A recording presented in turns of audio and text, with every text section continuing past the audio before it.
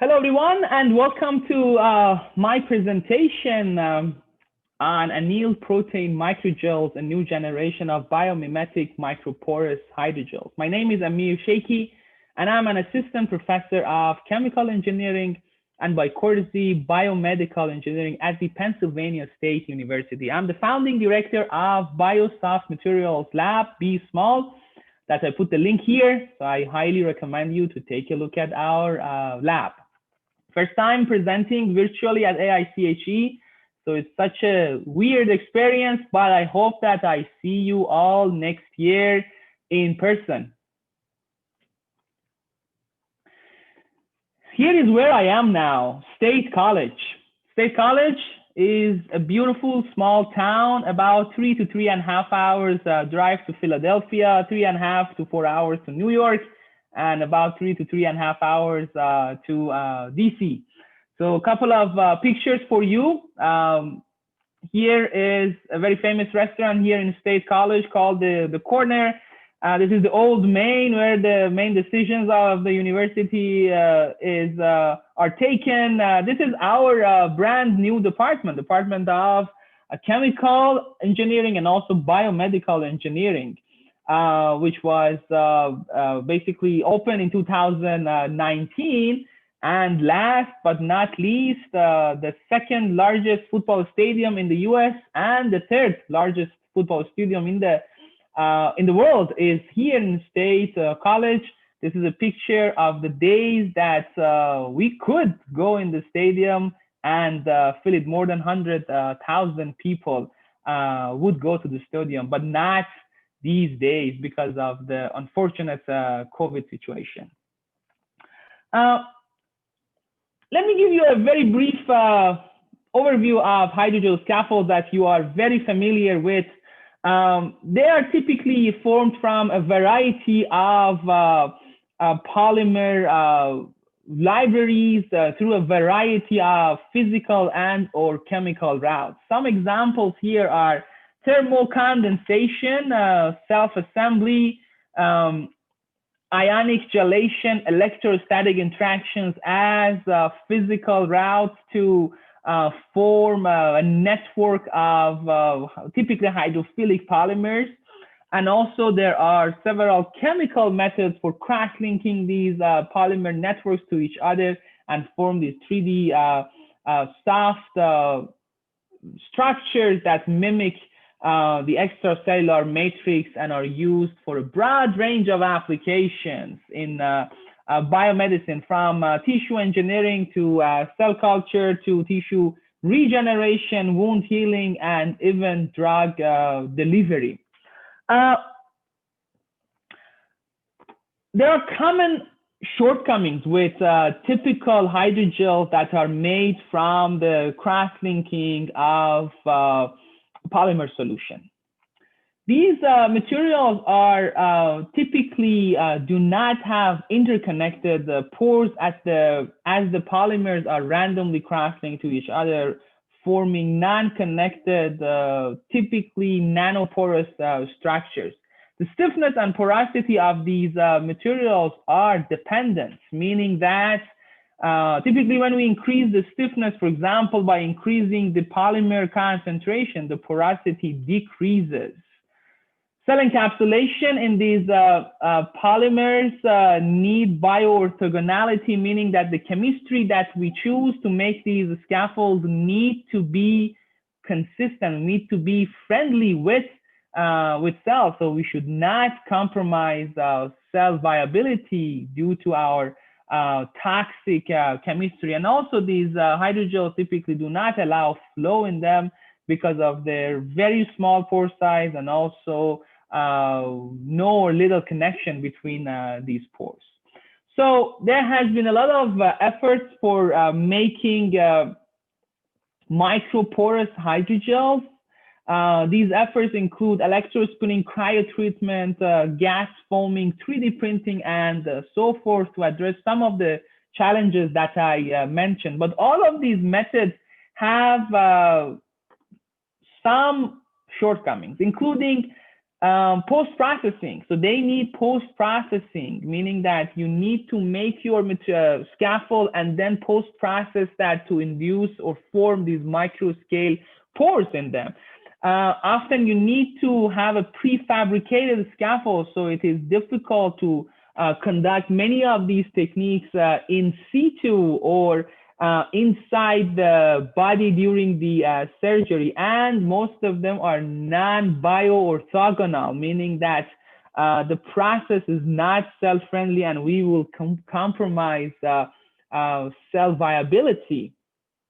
So there has been an unmet medical need in the field for injectable microporous hydrogels, gels that are injectable, but they can also form micropores as required.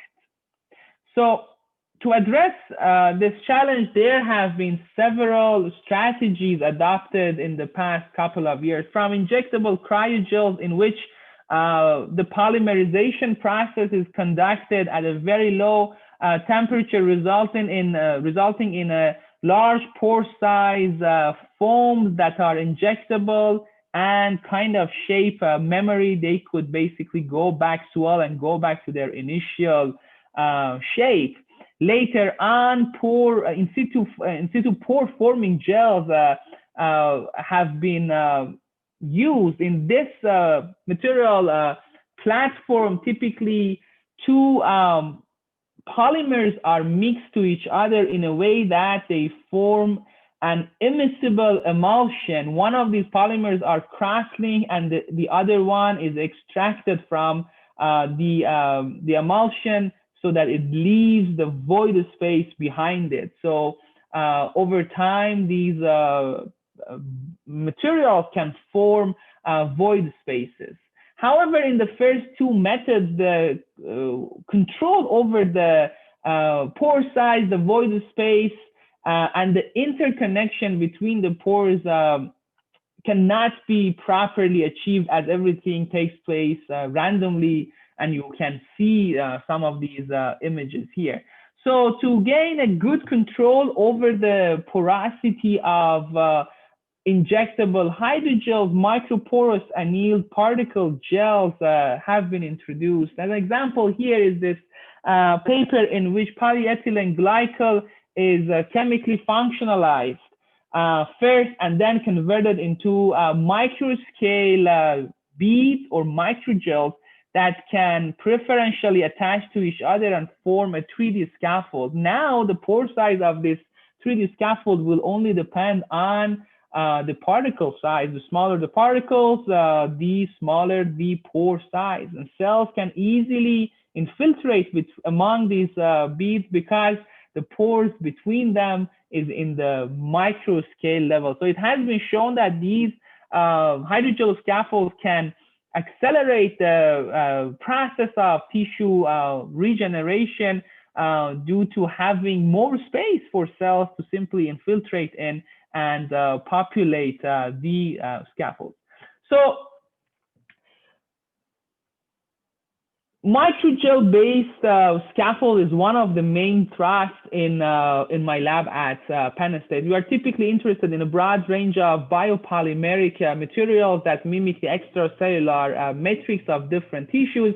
We chemically engineer them and later on use microfluidic devices to convert them into microbeads that can be handpicked, engineered, and selectively attached to each other to form a bulk scale scaffold. Here is an example of a gelatin-based material.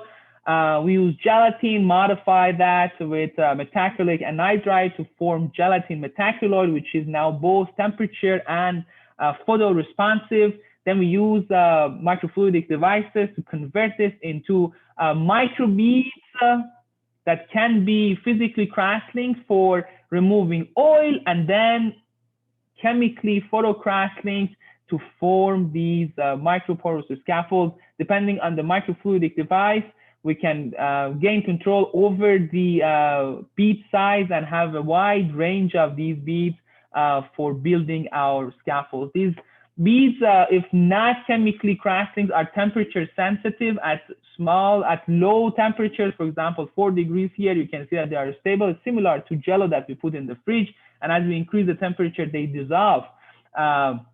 However, if we chemically cracklink them, they are stable at physiological temperatures. We can control their swelling and shrinking by changing the ionic strength inside and outside of these beads, which can be used for delivery or controlled delivery purposes. So as I mentioned, as we pack these beads and shine light, they aggregate, they basically anneal to each other, they form chemical bonds and scaffold that by eye looks like a bulk scaffold, but if we take a close look at the structure of that before, we see these micro scale pores between the beads that are labeled here with green fluorescent that cannot penetrate into the beads. So analyzing these scaffolds, we have noticed that increasing the cross-linking time or the stiffness of the beads does not change the void fraction and median pore diameter, which is expected as the pore size is only dependent on the bead size, right? And we have shown that the individual bead has mechanical properties similar to the bulk gel, whereas the main scaffold can have mechanical properties that can significantly be different than the bulk material. The compressive modulus of these porous or microporous scaffolds can be regulated by changing the annealing process, and we can get fairly robust scaffolds with a compressive modulus of up to 100 kilopascal, which has not been possible to achieve with, for example, PEG or other types of materials in microporous scaffolds. The tensile modulus is definitely weaker than the bulk materials, and we have been extensively characterizing these platforms through rheology and other methods. So interesting properties of these scaffolds is that they are self-friendly even at very high concentrations of polymer. Here, for example, gel might 20%. In the bulk gel, we compromise cell viability because there is not enough space for the cells to grow. Nutrients and oxygen cannot penetrate into the scaffolds, but between the beads, cells are happy, and then cells can immediately penetrate into these scaffolds within minutes, as compared to bulk scaffolds in which cells will take a long time to degrade the scaffold and penetrate into the scaffolds. So this work has been covered in a couple of medias, and we were thinking about making it one step closer to transition by converting them into powders, so that in the surgery room, we do not need any devices, microfluidic platforms, or even liquid-based materials to start with. So we started drying these beads, and we observed that we compromise their shape and form because of the stress exerted on them through freezing. For that, we developed a process called METOP, microengineered emulsion to powder technology, in which we preserve these beads during lyophilization using a volatile oil, so that we end up with these aerogels that have the exact properties of microgels as they are hydrated, and they can form this microporous scaffold as we photocross-link them as compared to other types of beads that are dried without using our technology, that you can see will lose their shape and functionality, and they cannot form these scaffolds. So here is a comparison between these scaffolds prepared from the powders that I showed you. Here we are showing that there is absolutely no difference between the powder-based scaffolds and the freshly prepared scaffolds from never dried beads in terms of pore diameter, void fraction, and compressive modulus for a broad range of polymer concentrations from 7 10 to 20%.